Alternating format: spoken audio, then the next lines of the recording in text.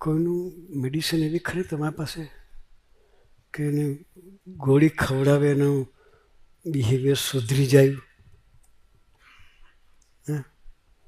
Doctor દાંતમાં દુખાવાની ગોળી તમારી પાસે ખરી, બરાબર?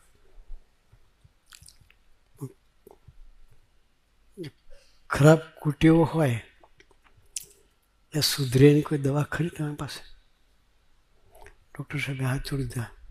કારણ કે અમે આ મંદિરો કરીએ છીએ અને આજે સત્સંગ સભાઓ કરીએ છીએ એની પાછળની ભાવના એક જ છે કે એના વિચાર શુદ્ધ થશે. જો વિચાર શુદ્ધ થશે તો એનું ટેન્શન ઓછું થશે. બીમારી જે આવતી હોય મોસ્ટલી બધા ટેન્શન લઈને આવતી હોય, બરાબર છે? મેડિકલ સાયન્સ શું કહે તમારું?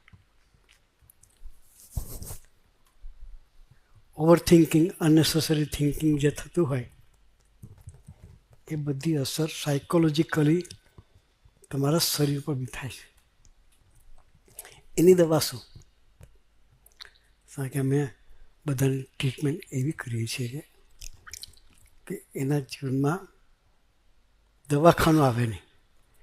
એ નિશ્ચિંતતાથી જીવતો થશે, નિર્ભયતાથી જીવતો થશે તો એના જીવન સંસ્કારોનું જતન થશે એનું, તો એના જીવનમાં દવાખાનાની જરૂર નહીં પડે. કે પેલા ડૉક્ટર સીધા કાન પકડ્યા કે સમજ તમારી વાત સાચી છે.